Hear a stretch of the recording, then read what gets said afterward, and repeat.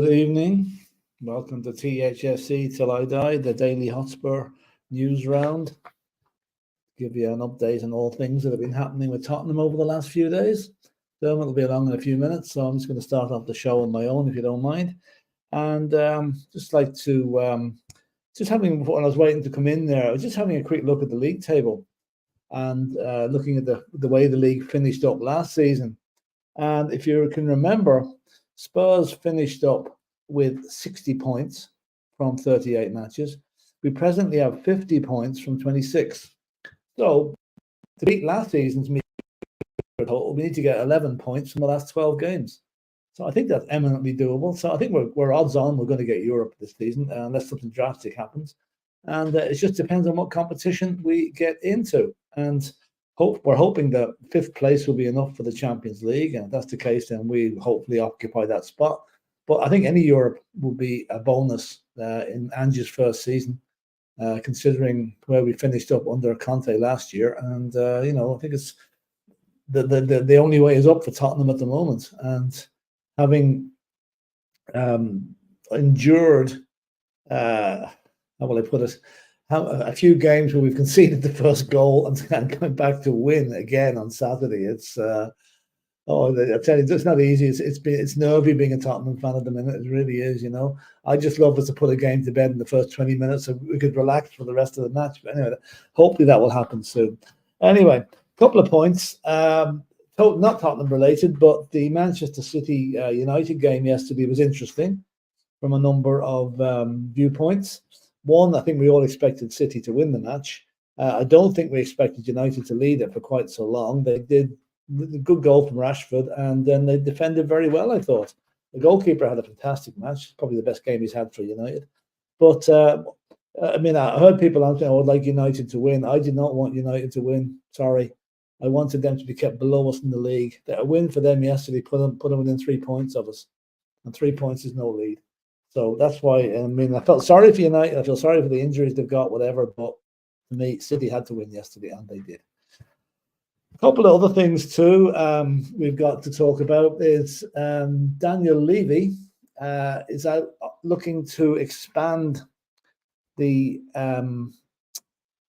financial wealth, if you like, coming in from non-football activities at our stadium.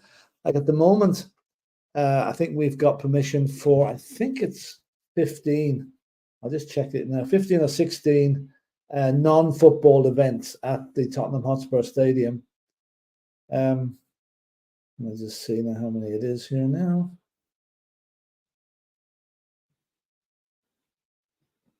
Sorry about this. I should have. Yeah, we have permission for 16 non-football events, and Daniel wants to increase that to 30. This will also offset a lot of the FFP problems or keep them at bay completely if we have money coming in from other activities. It's unlikely we'll hold 30 competitions or 30 rock concerts or boxing matches, but here we go. I read your article there on Daniel Levy. I was just discussing it there. Yeah. The extra activities at the stadium. Mm-hmm. And sorry, give us 2 minutes. There we go. So right. It sounds good to me now. That's all I can say. Yeah, it does. It sounds very good. Good afternoon, everyone. Thank you for coming in. Big up Stephen Cartwright and big up to Carl. Look, Philip, I think it's well worth it, to be fair. And look, I said it to you on the phone call just about 10 minutes ago when I was on my way back, that Daniel Levy seems to be the right chairman at the right time in the right place for Tottenham.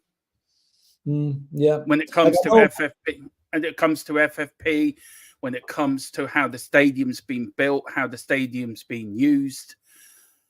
And I just feel he's the right man at the right time. And it's always been that, isn't it? Especially in business or in anything, isn't it, Philip? You're a businessman. You've worked in the banking industry all your life. You run your own company. It's all about, isn't it? It's the right place at the right time.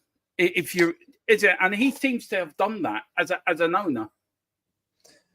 There are people, there's a lot of people that will never accept Daniel Levy. They just have too far gone down the road and want to get out of the club. But I think what's happened in the last year or so, has probably made some people, more moderate people, rethink their position on Daniel Levy. Yeah. I think there are a lot of clubs looking enviously down the road at Tottenham. Yeah. Seeing how we are managing ourselves down there. Like there's no other ground in the Premiership is using the facilities to generate cash like Tottenham are doing at the moment. No. I mean, we've got Pearl Jam and Pink coming there in the summer. I'm looking forward to Pearl Jam, by the way. Yeah, I mean that'll blow the roof off the place. But anyway, it will. They might have to redo it after they finish with it. But you know, he wants up to 30 events. We're licensed for 16. Yeah. 16 events with more than 10,000 attendees. Yeah. Only you'll never get to 30. But look what that's doing for the area. Look at what's bringing the shops, the car parks, the restaurants around the area will all benefit significantly. And let's face it, Dermot, as you and me well know, Tottenham is an area that needs regeneration. It does. It's a pretty dire place to be at times. It looks like a place that's in vastly need of a facelift. And this might be doing a facelift, but it's bringing money into the businesses that might not normally be there. And I think from that point of view, it's a great move. And I'd say if you did a straw poll of the traders in the Tottenham area, they would all have Daniel Levy as their number one benefactor at the minute because he is the one that's trying to put money into their pockets. You have to see it from a football point of view, Philip. You can see it from a business point of view. Do you know what I'm getting at? Yeah. I'm seeing it from a football point of view. Philip, he's not been the greatest. We can all agree on that. I agree that myself, yeah. Certainly. But when it comes to growing the global brand, when it comes to growing the name, when it comes to growing the stadium, when it comes to growing the foundations that he's laying for other chairmen and other owners to build upon once he leaves, he's leaving a very steady ship. He's leaving a organization that is well suited for today's football, where other clubs are gradually coming around to the idea we need to change. Where Daniel Levy, for the good or the bad, and look, we're going to get some people, Philip, are going to criticize us for this. You know that as well as I do. Yeah. And I don't give a shit what they say because I don't care. Our opinion is our opinion. We on this channel have always been down the middle with Daniel Levy. If he does wrong, we're criticized. If he does well, we're praised. We always give our opinion. And from somebody that was Levy out, Philip, very Levy out, to come into this way of thinking, it proves to me a leopard can change his spot. And he has changed his spots. And football has changed, Philip. You know that as well as I do. Football's changed different from the 60s, 70s, 80s, 90s, early noughties to 2000, from 2010 to now. Football is a different beast than it was 20 years ago. So you have to change with it. So Tottenham are changing with it, Philip. I think there will be a bigger global brand than Manchester United around the world in the next 10, 15 years. I wouldn't quite go that far because United have got a big start on us, a huge start on us. But what it will do is it will get Tottenham's name will not just be thought about as a footballing team. Will be thought, oh, geez, I went to a great concert there. Great facilities, absolutely brilliant. You know, that's the type of thing that gets the word out. Oh, yeah, I must have a look at their matches and see how they get on. That will generate support. Yeah, and whether we get the level of support of Man United, that will take a while if it ever does happen that way. But Daniel Levy might not. We know he's made mistakes in the transfer market when he hasn't backed managers, like criminally not backing managers when we need backing. You know, and he'll never erase that stain from his record. But what he's done in the last year or so, I think, as maybe the brownie points have increased. That's the best way I can put it. He's backed the manager in the last couple of transfer windows. He continues to do so, I think. He's showing a bit of foresight in trying to generate extra revenue for the club. And I think that the possibility of Daniel Levy leaving the club in the foreseeable future, to me, is virtually nil. Because he'll stay until he's completed whatever he wants to complete. Be it the hotel, be it the housing the scheme they're trying to build around the town. But you know, and I know as we keep saying, some people will never forgive him. But I'm like you. I would have been leaning that way. But I'm a moderate in most things. And when I see somebody doing a good job, I say if it ain't broke, don't fix it. So let him carry on. And also, Philip, look, you're going to look at it from a financial point of view. Football is financially led now. Absolutely, yeah. It's not football led; it's financially led. So to be within a chance to win any major trophies, you have to be financially sound. But look, Philip, we will continue that debate on the unholy Trinity on Thursday. Yeah. When myself, Moses, with the devil next to me and the fallen angel, that is Dave, we'll discuss this. I think there's a very big talking point in that. But big up to Early Doors Football TV, Evening Dermot and Philip. Hope you're both well. Can't stay long, but giving a like and support as well. Well, thank you so much. West Ham, we're going to talk about the Premier League now. That's where we're going. That is where we're going, Philip. It's been a great weekend. I think for the brand of Premier League, it's been a fantastic weekend. Well, let's go through the results, Philip. Let's start with the top one: Brentford versus Chelsea. Look, well, Chelsea. And then Poch coming out says he doesn't feel loved by the Chelsea fans. Well, I've got one word for you, Poch: tough shit. Yeah, well, that's 2 words, but anyway. It's one sentence. But you know something? I can reverse the roles, Dermot. Right? Say Pochettino had managed Chelsea first, and then came to Tottenham. Right, and things were going the same way at Tottenham. It would be exactly the same story. Of course it would. Of course it would. He made the biggest mistake in his life going to that club. Yeah, we've said it. I mean, we've said it since the day he went. He's made a big mistake. We gave him till Christmas. He survived a bit longer than that. But I think the writing is on the wall. He won't be sacked this season because they can't afford the second. But I think in the summer, Pochettino will be gone because they are going to struggle big time to even get into Europe this season. I don't think they will. They're going to put him on a gardening leave, Philip. That's what they're going to put him on, gardening leave. If they go out of the FA Cup, they're going to put him on gardening leave. Mark my words. Brentford, Philip, good result for them. A good result for Brentford. But we're fighting. Brentford aren't out of the relegation mire. No.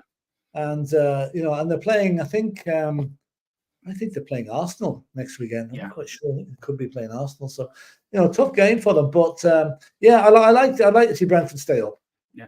When I went over to Tottenham last, actually, we had to get the bus from Heathrow to an underground station to get into King's Cross. I actually drove past the Brentford Stadium. It's a lovely stadium. It's a lovely. I would love to go there. That's one stadium I'd love to go to. Now, Everton against, of course, Early Doors West Ham. David Moyes, now a bit of pressure's been lifted off him after the result on Monday. Now back-to-back wins, Philip. Everton down there. Yeah, that was a terrible defeat for Everton. In fact, they were leading.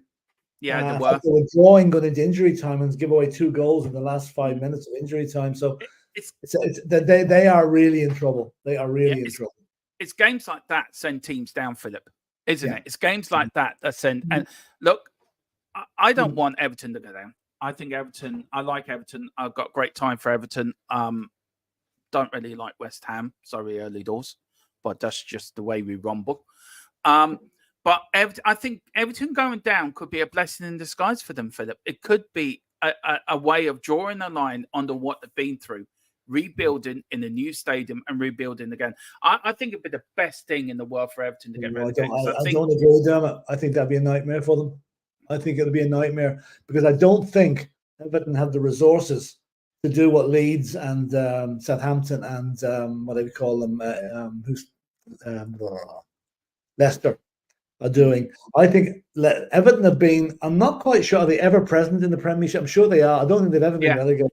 Everton have never been relegated, even in the old First Division. Yeah, I think there's 5 teams. There's 5 teams, Philip. I think I've never asked. No, there's 5 teams that have never been relegated from the old First Division and the Premier League. Now, Tottenham have never been relegated from the Premier League. You can count, but from the old First Division. I don't think Everton got relegated back then. I don't think they have. But I mean, they're building a new stadium, right? They're going to okay. I know they'll get the parachute money going back down, But the way they're in trouble with financial fair play, right? They owe so much money. I don't think. I think Everton could be the next Sunderland. If they go down to Championship, you'll find they'll go into Division 1 after that. I don't think. I don't think so. I don't think so, Philip. The evidence is there, that they wanted the finances to finish the stadium. They're probably going to have to sell their best players to survive, and that is not good going into an absolute crocodile pit like the Championship. Well, they're going to have to sell the best players after this season anyway to balance the books. So whichever way you look at it, they're cooked. But you know how hard it is to get out of the Championship? It's a nightmare. Well, so I would worry for Everton now if they went down. I really would. I don't think. I hope they come back up, but I can see them struggling.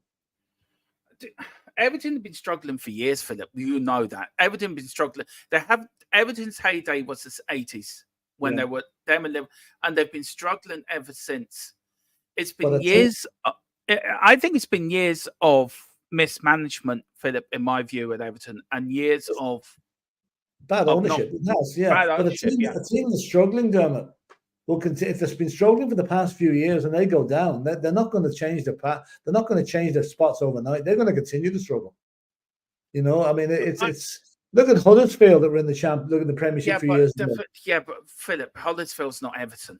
No, I know they're not. But Huddersfield didn't have the financial issues over them. That Everton could be in the Championship next season and still get deducted 10 points. Well, no, because fair play doesn't sort itself out, you know. No, it works under different rules in the EFL, Philip. It's different. They have different rules in the EFL than they do in the Premier League. It's not all the same rules. I think it's different rules, and it's down to the EFL. Then say they don't go down because it's not going to be easy for them. Absolutely. Yeah. Look, I like Everton. I think Everton. I do as well. I do as well. I'd hate to see them go down. I would, but I think they will, and I think them going down for a little bit the best thing for them because it would clear out. It would clear out the deadwood. It would clear out. It would give them a chance to rebuild themselves out of the spotlight of the Premier League, if you know what I mean, and start afresh. Point. We'll see. But good result for West Ham, though. Just quickly on West Ham, good result for them. Yeah. Where do you see West Ham now for the rest of the season, Philip? They'll be pushing for the European spot. They might just come short, but they're still in Europe, aren't they? They're still in the. They are. They're playing this week, I think. Yeah.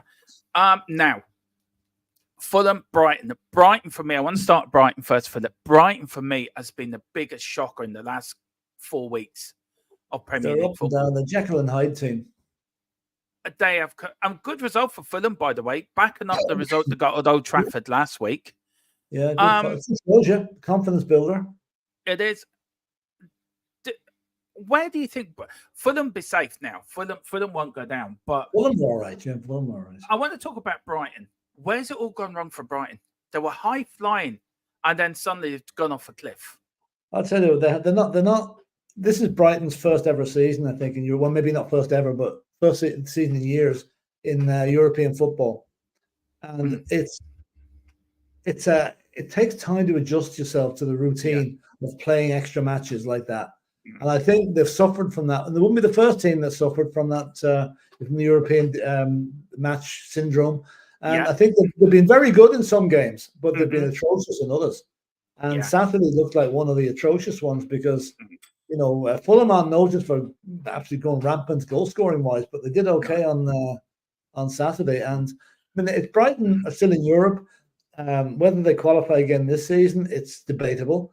But it must be very frustrating to manage a team like that. It's blowing hot and cold. I saw them against Tottenham. I was there at the game, Philip, and I thought Brighton played. Brighton are a good side to watch. They're very attractive. So I was talking to a Brighton fan on the way home. And he said exactly the same thing you're doing. European football has become their Achilles heels. Yeah, that's it. This season. But I was watching Evan Ferguson. Evan Ferguson, our number 9 for our national team. Yeah. I am very disappointed in his attitude he showed warming up. His attitude on the pitch, Philip. He is not worth the money people are saying he's worth. And he needs to buck up his ideas because if he doesn't, he's going to go down the same route Troy Parrott was going down. Yeah, you're very true. You're very right on that. Yeah. It's going to be, he was, but he's not. Evan Ferguson, whoever's talking in that lad's ear, the club need to get around them and say, right, this is what we're going to do. We're going to take you out of the first team. We're going to drop you into the reserves for a couple of weeks and let you get your head right. And then we start integrating you again in the first team. And then we start sorry for the banging, everyone. Integrating you into the matches again. But he has to be taken out, Philip. He has to be given some sort of I don't know. Do you know what I'm getting at? They did do with Troy Parrott. The club have to act now. The club have to act with him, in my opinion. I think he's believing his own hype at the moment, which is always a dangerous thing for a young lad. He thinks he's better than he actually is. Yeah. And maybe he got it thrown at him too quickly and can't handle it. Now the reality's biting. Centre halves, I know how to play him. And he's not just hitting the spots he was earlier on in the season. So which is disappointing for us because we need a good striker up there, and need one that's playing regularly. I don't see that happening with him. Do you think Philip needs dropping into the reserves? Like the club need to do something to? No, I don't want that could have a detrimental effect dropping them into the reserves. Yeah, but Philip, what can you do? Bench. You're staying on the bench. You'll be used as a substitute until you prove otherwise that you're worth a place in the first team. Philip, I was there at the match. I saw him warming up. He didn't even warm up properly. He couldn't give a shit. I was watching him. That's uncommon. I didn't see it, but but I'm telling you what I saw, Philip. He couldn't give a shit. He wasn't even warming up properly. And this is a professional Premier League footballer that can't be asked to warm up properly. Even when he came on, and I tell you who was I forget who was up front for Everton for that game. He played for Everton, Liverpool. Daniel, what's his name? Danny Welbeck. No, Daniel, is it Welbeck? Sturridge. Welbeck. Well, no, Welbeck. Is it Welbeck or Sturridge? Well, it's one of the two anyway. He was outstanding. Yeah. He knows he's got to keep that way while Ferguson's coming up to take his place. Ferguson's doing nothing. You don't drop £100 million player down to the under 21 only for this. But that's what they were touting him earlier on the season. That's what's gone to you don't drop them down to the under 21s. You keep him with the first team squad and you work with him. Putting them down to the reserves would kill his confidence, and that'd be the end of him. So don't do that. I would. Sorry, I would. Well, you'd be wrong. I'm not really, Philip. I'm not always wrong, but I'm saying you're wrong in that case. You keep him with the squad and you work with him. Something has to be done, Philip. Something has to be done. Either it's in his personal life or the club. Somebody has to take him, put an arm around him and tell him. Let's just be grateful. It's not a Tottenham problem. It's Brighton's problem. But I know that, Philip. But it's an Ireland problem. Yeah, well, I mean, it's all right. You're saying it's not a Tottenham problem. It's an Ireland problem. Well, Tottenham are my main priority. Ireland, to me, unless they can get a decent team together, like I've seen Ferguson play for Ireland, he might as well not been on the pitch. Yeah, well, I think anyway. Yeah, I know, but I just think something needs to be done. Chris says, "Big up, lads. Hope you're well." And he says, "I hope Everton stay up. Won't be the same without a Merseyside derby." That's true. Liverpool won't like it either. There'll be 3 points, easy 3 points gone from the home game. He says Brentford have got goals, but do concede goals, which is a massive worry, which is so true. Big up to Colin Turner as well. He says, evening to you both. I wrote Everton will go down. I think they will. And there's a lot. And also big up to Colin as well. I hope you're doing well after yesterday. Me and Philip were very worried about you, Colin. We want to know, how is the head after the whiskey and coke? So we want to know. Sturridge played for Liverpool. Philip, Newcastle, Wolves. Frustrating. Wolves. Yeah, I mean, Wolves come to our place and win, and they go to Newcastle and don't even bother turning up. It's just it's funny old game football. That's all I can say. Newcastle, very hard to make out what's happening up there. They're good one game, they're crap the next. So Newcastle, win them against Wolves. Huh? Yeah, Newcastle, right? Newcastle, all the money in the world, can't spend it because of FFP. Yeah. Eddie Howe is doing a good job up there. He is doing a good job up there. I've said it to you before, Philip. The comment by Simon Jordan saying he's a gatekeeper for the next manager to take them to the next level. Who would you think would be a good fit for Newcastle after Eddie Howe? Who would you think? Do you know what? I think Well, in Mourinho, are we looking at an O-type manager or like the Brighton manager? What do you think? Pochettino, would that be a good fit for him, or what do you reckon? no, I think Pochettino's days in the Premiership are done once Chelsea have finished with him. Yeah, De Zerbi might be a good one. Might be. Who else? You could bring in some hotshot manager from Germany or the continent. I think if they go for Mourinho or Conte, the Newcastle fans will be throwing themselves off the stand. Because you don't want that type of manager coming to your club. That's for sure. Tricky one. I'd say they might go abroad to get some of these hotshot Spanish or German or French managers to come in. How about that manager? How about look? They got the money, so would they go for a manager like Zidane? Yeah, no, they're not big enough for Zidane. They're not big enough for Zidane. I tell you why I say that, Philip. Hear me out. Just hear me out. I tell you why I say that. Going to a club, right? It's like Ange coming to us, right? You will get so much satisfaction. Imagine if Zidane or say Eddie Howe wins the FA Cup this year for Everton, right? Newcastle. That man will be a god forever. No matter what he does else, to win them their first trophy in 69 years. Can you imagine? They've got the money, Philip. I can see it happening. I can see them going for a big name manager. Who are they getting the draw for the FA Cup? Man City? No, Liverpool got Man City. I don't know who they got. No, Liverpool got Man United. Just have a check there, Philip. Yeah, Zidane doesn't want to manage. I know Philip is right in what he's saying, but I was just trying. Won't go to a club like Newcastle. He wants Real Madrid, PSG, or something like that. I mean, it's. I think he's very very picky. Let's see, Man City away, Newcastle have got. So I mean, that's probably the FA Cup gone as well this season. Where Newcastle at home or away? Away. Philip, right. I know we watched the derby yesterday. We're going to get onto it. I've got a very good view on that, and the rest of the season. I can see Desabry going to Newcastle, the Brighton manager. You said that. Maybe he can. That's what I said. Yeah, possibly.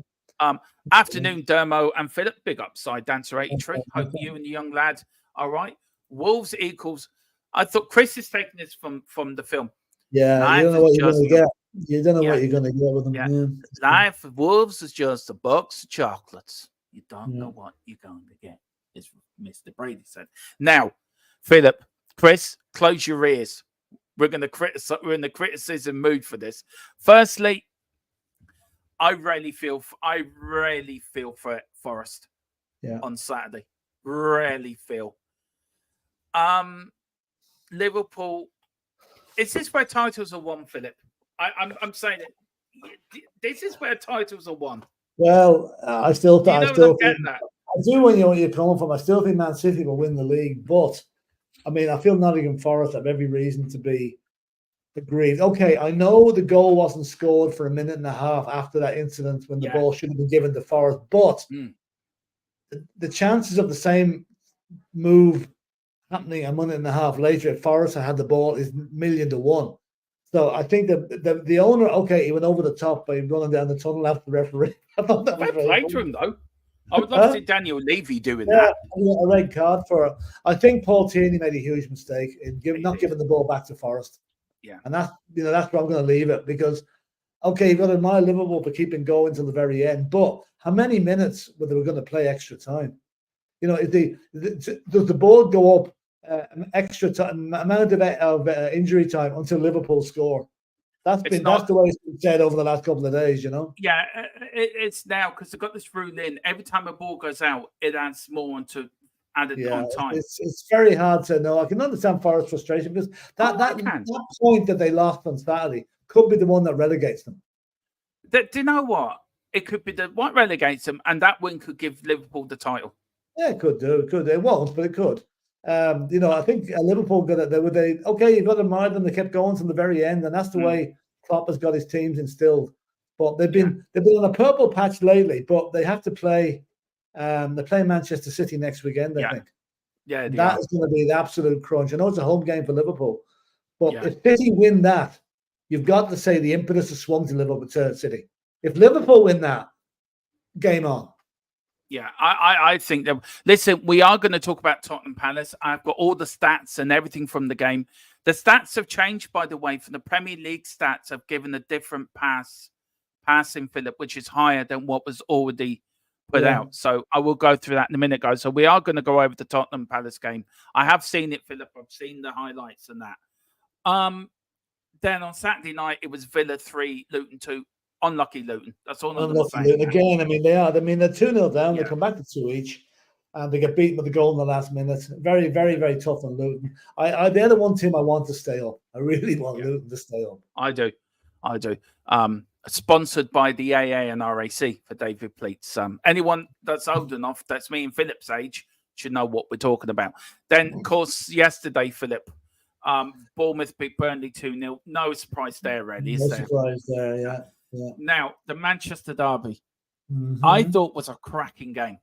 Good game. If you're neutral, it was a cracking game. Yeah. United played well, defended well, but there was 2 big decisions in the game that affected the game, and City then scored a couple of minutes afterwards, Philip. The first one. Now, me and Colin still stand as that was a foul. You don't think it was a foul, but I think it was a foul. Then Man City got up the other end and scored. Yeah, I don't think. I watched it again. Kyle Walker doesn't actually grab Rashford's shirt. He touches him on the arm, right? There's no grabbing like that. He touches him on the arm, and Rashford goes down like he's been shot. I think that made the referee's mind up. That's not a foul.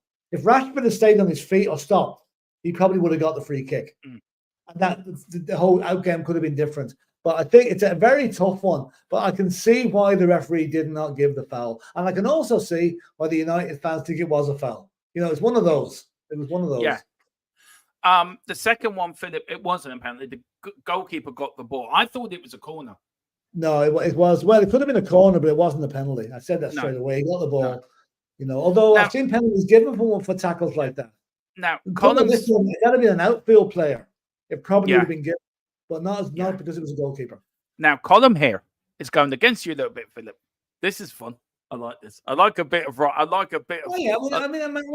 appreciate everybody's comment. I'm only going on what I thought. Yeah, I know. Yeah, I'm only joking, Philip. I'm only joking. I'm not having a laugh here. But Rashford was a foul, and I agree it was. It happened 3 more times in the game, and they were all given. They were given as fouls. Yeah, but was there actual? You know, it's different with someone going like that. Yeah, but Philip, if you put your hand on a player, you cannot do that. You don't go down like a sack of spuds either. He didn't go down like a sack of spuds. Well, Rashford did go down like a sack of spuds. Well, if Colin, I watched the game again, Philip. I did watch it again, and I didn't see the other 3 times. But if Colin said it happened, it happened. They weren't actually mind-blowingly important. You know yourself, Philip. We've had fouls against us this season where somebody's just tapped them on the shoulder and they've gone down again. It's inconsistency, Philip. Well, look at the Spurs. Look at the Spurs have had 1 penalty in 28 matches this season, right? Yeah. We should have had another one on Saturday, not given. Blatant ankle tap on Timo Werner, not given. Again, it's the one word that needs to be put into the whole thing is consistency, and there is no consistency in refereeing. But one guy sees the foul, the other one sees it fair play. The refereeing this year, Philip, has been absolutely atrocious. You know that as well as I do. Absolutely. It's been an absolute shambles. And then you got the Forest thing.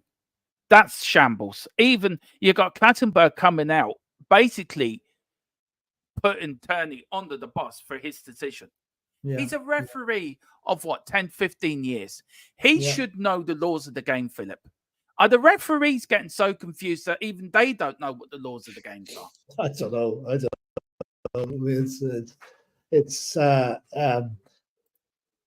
They of all people should know it. But I'm just comparing the refereeing in England to refereeing in Scotland. I watched the game Celtic and Hearts and Celtic yesterday. Thanks, Philip. Thanks. No, but I'm just saying that there was a Celtic player sent off. Now, to me, it wasn't a sending off offence. The ball, he tried to reach the ball and his foot went high, and he caught the guy. Okay, yellow card. It was given as a red. I just felt that. What am I trying to say here? it wasn't a red card, but VAR gave it as a red. The referee didn't. The referee gave him a yellow, but VAR put it up to a red. Has the game changed that much, Philip, in 20 years? Oh, it's changed completely. Like, I mean, those sort of tackles were like, let's just say the likes of Norman Hunter, Ron Harris, Dave Mackay. It wouldn't last 5 minutes in the present game. Graham Roberts, Steve Parry. Graham Roberts wouldn't last 5 minutes. They'd played 3, suspended for 23. That'd be the way it would be, you know. Colin's saying here, we'll start with Mr. EE. Big up, Mr. EE. Great for coming in. Great to see the legend that is Mr. EE in the house. He says, Liverpool do make me laugh. The way they still hound referees and clock kicks off when the slightest thing doesn't go his way. That's it so does true, influence actually. referees. It does influence them. It has to. It does. It works. Colin says, inconsistency, and regardless of him getting the ball, he was out of control, off the floor, and studs were shown. That is a dangerous tackle. It was a dangerous tackle, but the thing is, he got the ball. Got the ball. But then again, that doesn't always work. I've seen players booked for the same thing when they follow through, nothing booked, you know. I think it's the fact that there was a goalkeeper coming out of his own area and probably saved them, you know. Yeah. Just like the Alan Smith opener in the 88-89 when Arsenal did them 2-0 at Anfield, they crowded around the referee and they're still doing the same now. Yeah. That's true. Yeah. Oh, I think managers tell their players if there's ever a contentious decision, get in the referee's face. Yeah. I think Rashi was a foul, to be honest. Rashford doesn't tend to dive or go to ground rarely. He's got a much higher center of gravity than many strikers. Walker knows this. Yeah. Again, that's the opinion. I mean, it's put like this: if it's been given as a foul, yeah, fair enough. But it was just that split-second decision the referee made. He said, no, that wasn't. And then Man City went up. There would have been nothing said about it if City hadn't scored 30 seconds later. You know? Exactly. That's the point. And then City went up. And the great goal. Can I just talk about the goals yesterday? All world-class goals. Rashford's goal was unreal. And Foden, for me, he's having the season of his life, Foden. He really is. Yeah, he's a great player. He'd be footballer of the year this year, I think. You know? Yeah. Also, he'd be a great boost for Gareth Southgate's England team. Did you see the joke that was on last night? But Gareth Southgate was in this crowd at City Ground yesterday, or at Man City. He says in watching Phil Foden have a great game. So that means Jordan Henderson will be in the team for England. Doesn't matter what Foden does, Henderson will be playing ahead of him, you know. He's doing quite well at Ajax, actually, Henderson. He is. I saw some highlights of him there. Yeah. But now, you know, can I just comment on what has to be the miss of the century by Erling Haaland? Don't. I mean, my granny would have put that in the back of the net. I mean, why didn't he head it? You know, it was just unbelievable how he missed it. I watched Rodri's reaction. He was jumping up and down, like, yeah. I couldn't believe it, Philip. I mean, Haaland's supposed to be the greatest striker of this century. I don't think Haaland is all that, you know. I think it's more hype for Haaland than anything. He's good at putting the ball in the net, but that's it. He's no good at anything else. No, doesn't try anything else. Doesn't try to track back. And then Harry Kane is a world-class player. Harry Kane's a much more complete footballer than Haaland. Yeah. I don't think Haaland's all that, Philip. I don't really think he's all that. Yeah, he scored 5 against Luton. He's a good goal scorer. He's a good goal scorer. Yeah. That's it. Anyone can score 5 against Luton. Well, nobody else has this season, so, you know. Yeah, anyway. Question for Dermo and Philip. Did you see the Real Madrid game, the goal that they did get given? Absolute embarrassment. I've heard about it. I haven't seen that, no. I heard about it. It was an embarrassment, Si. It really was. Just quickly, taller guys like Rashford can be bundled over quite easily. Walker shorter and lower center of gravity and a beefcake. Column, he's off. He's off on one now. He's off. He's gone. He's throwing things around his office at the moment. The laws of the game state if any player goes into attacker, regardless of contact with the player or the ball, if he's not in full control, at least one part of his body on the ground and studs not showing, then that's a penalty. Then, because his studs were showing. Obviously, so, neither the referee nor the VAR official saw it that way. So, you know. Yeah. And let's face it, in the Manchester United have had a few decisions with VAR this season. So maybe it's time one went against them. Maybe they should have got a penalty. Yeah. Put it like this, if it had been given, I don't think there would have been too many complaints. No. These United fans thought they would win. I thought they would win yesterday. It started brilliant, by the way. And United, actually, I thought they might nick a win. Yeah. United did themselves proud yesterday. They played well. Just got done. I think we should be proud. They were ground down. It was always going to happen once they got the equaliser. But they did play. I take a lot of positives for United out of that game yesterday. Neil Shafton, if your head weighed 50 pounds, you would try to head the fucking ball. Yeah. He's not in Kane's class. No way, he's not. He says Haaland's a great finisher, an old-fashioned striker, really, but his physique is a menace to defence. I agree. There is less to his game than what Alan Shearer is. Alan Shearer was another all-time, all-round goal scorer. He was. He's a bit like Haaland, but I think he was technically better than Haaland. And he also wanted to punch up with Roy Keane, which was never going to go easy on him either. Rashford at Tottenham, we need that. I wouldn't mind Rashford at Tottenham. I know you're against that, Philip, but I wouldn't mind him. I think Andrew would do wonders for him. It wouldn't be my first choice. That's all I'll say. Yeah. Side Dancer says Haaland is a shot merchant, not clinical. It's Kane. Colin was saying we had a few against us as well. That's so true. Yeah, well, that's true. Right. I mean, but what surprised me the most, and I don't know who did up the stats, but they reckon the team has had the most VAR decisions against them this season at Liverpool, which I find very hard to believe. But apparently, I do. I agree with this. Haaland is a poor man's Lineker. I agree with that. I think Gary Lineker is a better striker than Haaland. There's an awful lot of things to improve on his game. Whether he bothers doing it or not, who knows? If you can be bothered to do it. Yeah, that's it. And Neil says Shearer has a bald head, not a stupid man bun. Exactly. That's true. Now tonight, Philip, the game that is being on our channel, a game that I'm helping Bobby with, Sheffield United against them lot down the road, South London side. What do you reckon?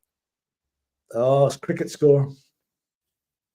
Okay, sorry, thank you. 4-0 to Arsenal at least. And then very quickly, Philip, on Tuesday we are doing it. Of course, it's the second leg of the Champions League. Bayern Munich against Lazio.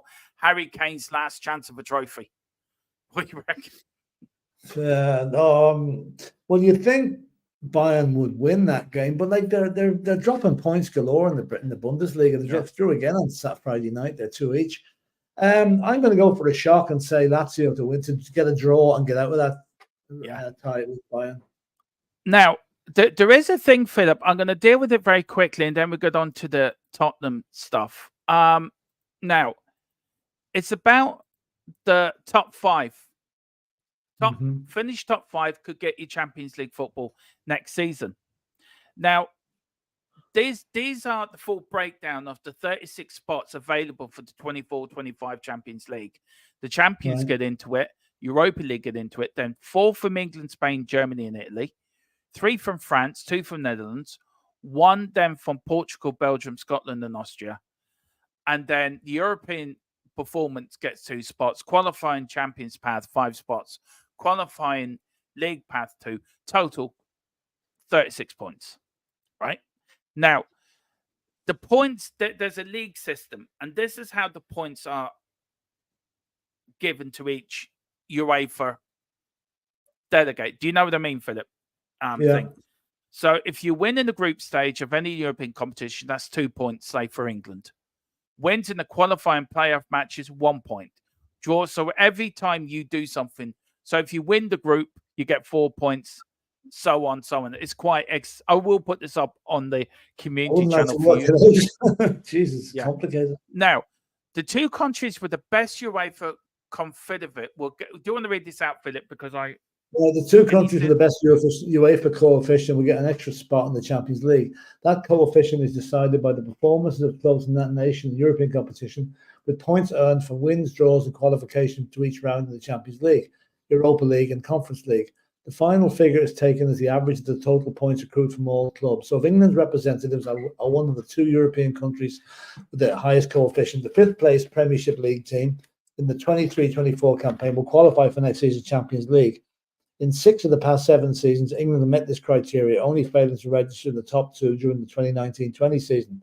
Put simply, there is a pretty good chance that the Premier League is awarded the 5th spot. Now, does that mean that the results of the Conference League and the Europa League are taken into consideration? Yeah, they are.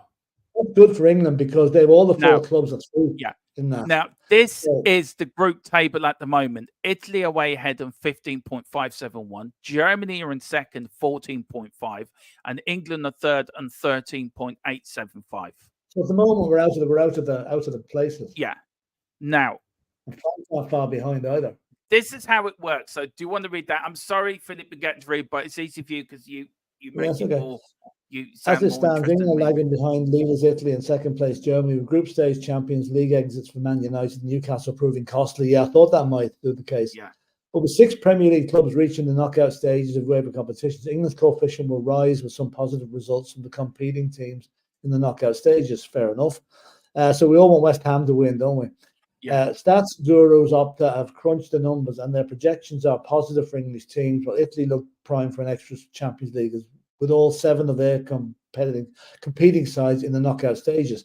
England not far behind at all. Italy currently have a 91% chance of finishing in the top 2 of UEFA's coefficient, while England is second with 81.9.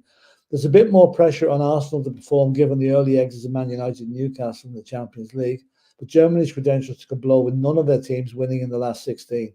Bayern Munich lost to Lazio, Borussia Dortmund drew with PSV, and Leipzig were beaten by Real Madrid. Now, where are the German teams in the other competitions, I wonder? Yeah, so we could finish second. If we finish second, then Tottenham finishing 5th will get Champions League football. Yeah, that's it. And I presume the team that finishes 5th will have to qualify in the qualifying round. They won't go straight into the group stages. Yeah. No, they won't. So I wanted to start with that. We don't want a qualifying ground. Let's get into number 4. Yeah, but that's why I wanted to work that 5th will be a good space for us. If we did, that could get us into. It depends how the rest of the team are doing. 4th will be better. We get straight into the group. Now, Philip, do you want to give our official partner a quiet plug above you? From Wrath Energy. Where am I? Up there. Up there. It's up above you. Just point. Get me finger over here. There we are. See that there? Yeah. There. Wrath Energy, our partner and channel. Whoops. Sorry. If you use the code THFC TID and scan the barcode, you will get 10% off your first order of bath water and other products that they have in their range. It's not just energy drinks. It's there's beanies, t-shirts, all sorts of stuff. Go to the website www.drinkwraith, not Wraith Rovers now, drinkwraith.com, and WRAITH it is. And order your stuff. Dermot has stuff on order. I'm just dying to get it. He's going to have a live opening of the box on one of these streams during the week once he picks it up from the post office. And but it was great to have them as our partners. So support them. You support them, that supports us, and we all benefit from it. But hit that QR code for 10% off, Philip, isn't it? And use the code to get 10%. And use the code THFC TID. Yeah, it's the way to go. Now, Mr. Brady, let's talk about the game you saw and I didn't saw, and I'm still pissed off. I didn't see the game, but I have saw the highlights on YouTube, and I have seen. Now, a little bit of just these little bits, Philip, I've picked up when putting this together. Another dramatic comeback at the Tottenham Hotspur Stadium saw us score 3 goals in 11 minutes late in the game to give us 3 crucial points against Crystal Palace on Saturday afternoon. A goalless first half, Timo Werner spurning a glorious chance to open the scoring. Son strikes the post early in the second half. Palace break the deadlock with Neze with a stunning free kick who could become to Tottenham in the summer. Werner's first goal levels it up on the 77th minute. So Werner on the dance floor was singing around Saturday night. We take the lead 3 minutes later with, this is true, Christian Romero is joint top scorer in the Premier League for defenders. That's right. Whether that and then Son seals it. I just need to go and plug my laptop in. The battery's about to go. So okay. And Son sails the wind with 2 minutes from time. This was the match stats. 78.2 possession to Palace's 21.8. 6 shots on target for Tottenham, 1 for Palace. 14 shots altogether, 4 for Palace. I'm going to speak to Philip about the touches and the passes when we come back, because that is incredible numbers. 18 tackles to 16 for Palace, 7 clearances to 30 for Palace, 11 corners, 1 to Palace, 2 offsides, 5 for Palace, 1 yellow card. Palace win that 2-1. 7 fouls, 16. Look at them, the touches, nearly 1,000 touches in over 90 minutes of football. 406 and 818 passes to only Palace's 226. It is quite unbelievable. This is, of course, the Tottenham predicted lineup. These are the our points for the players. I give the back four or the back 5 an 8. Basuma 7.5. I give Bentancur and Maddison 8. I give Kulu a 7.5. I give Sonny an 8, and I give Werner an 8 as well. So let me know in the chat, lads, if you agree with that. Well, while I'm waiting for Mr. Brady to come back, what I'm going to do is I'm going to take that off, and I'm going to go through the chat while we're here. Colin Turner says, I saw enough in Luton Villa game to see Villa can be got at. Just don't let them try and bully you. Keep your composure, compete, and we can beat them. That's so true. So true. Colin also said, if a club were paying me 200 grand a week, I do everything to stay on my feet. Do what I do best. Exactly.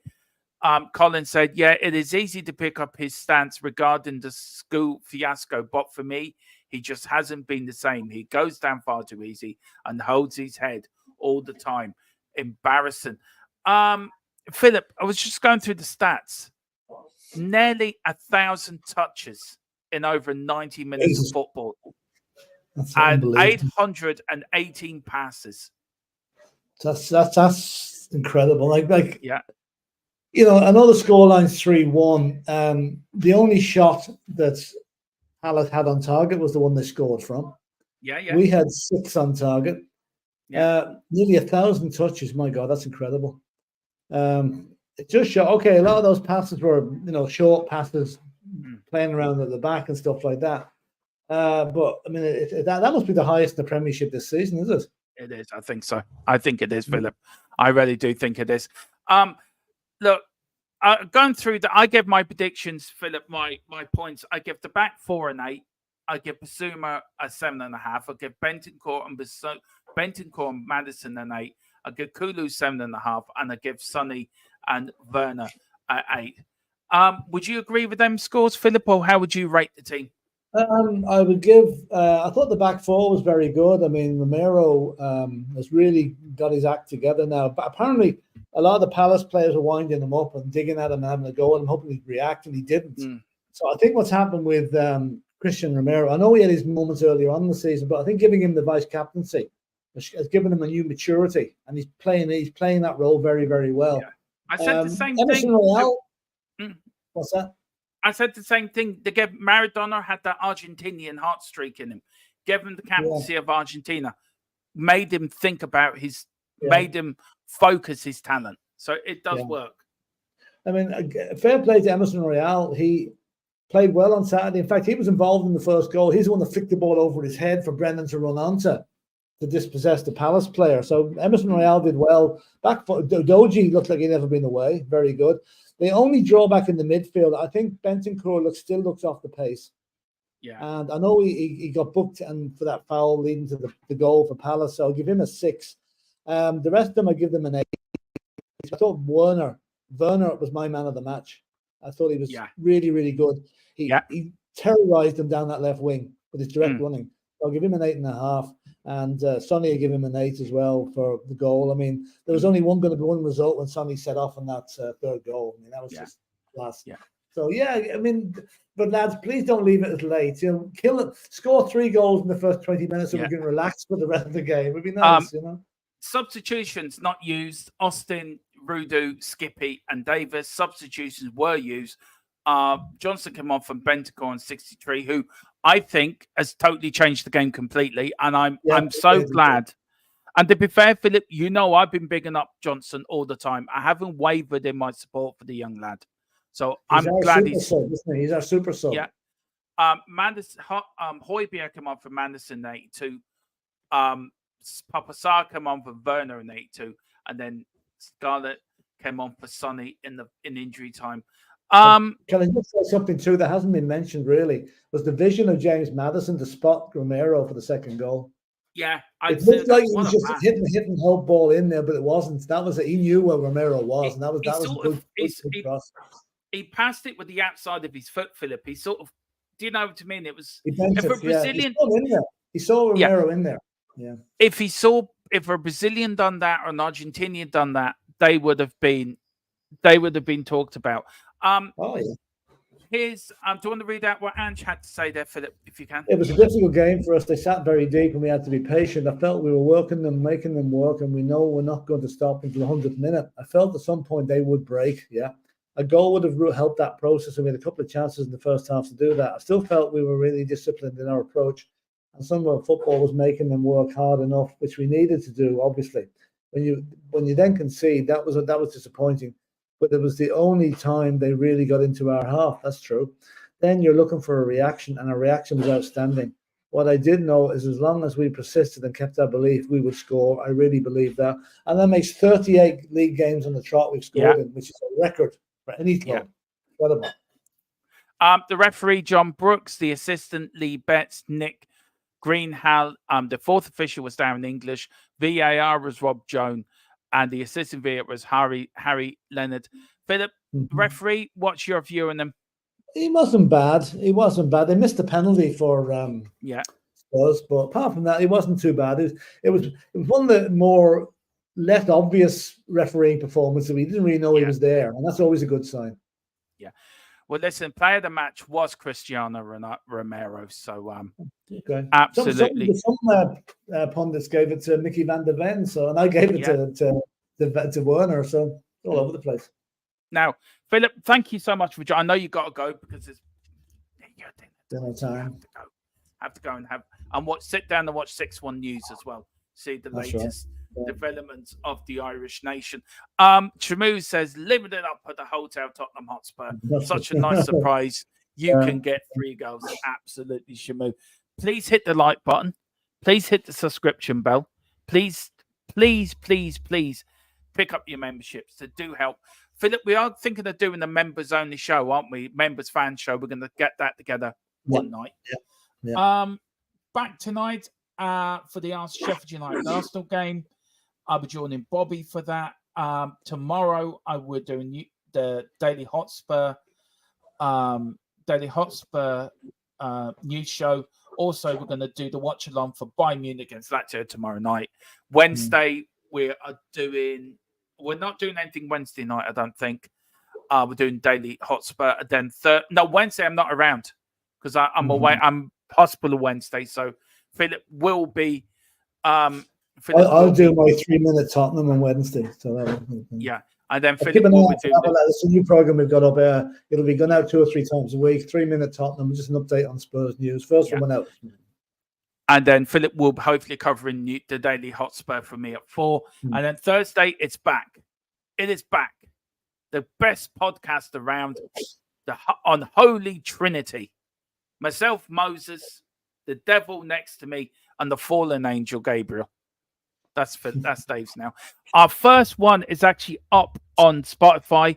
If you look for THFC, Till I Die, all one word, you will find the podcast is up there now. So please go there. And everyone, please get over to our members.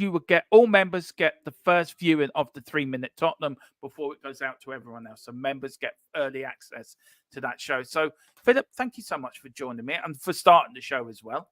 No problem. And there's 2 comments in there, Dom. You maybe just read them before we go. Yeah, go ahead. Colin Turner, Bentancur struggling a bit.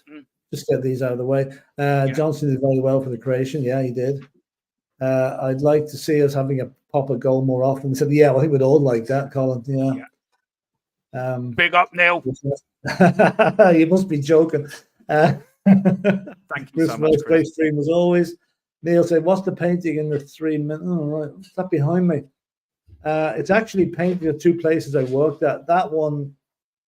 No, in your video, in the 3-minute video, what was your painting in the 3-minute? Oh, it's only an abstract one. What it is, it's just something on the wall for ages. But the one I have behind me at the minute, one is of County Donegal, and the other one is of County Monaghan. So 2 places I've worked in. Yeah. So look, Philip, thank you so much. We are going places. Big changes happening. Next season, we're going to cover the women's game as well, aren't we, Philip? So me and Philip have to discuss that. I have to get the approval from the head honcho, basically. did that. Right. All right. Anyway. On that bombshell, that Phillip's a big honcho. We will see you later. We'll see you later. And we're back tonight later. Come on, you Spurs. Come on, you Spurs. We trust. Hang on, where's the go in that one? Sorry.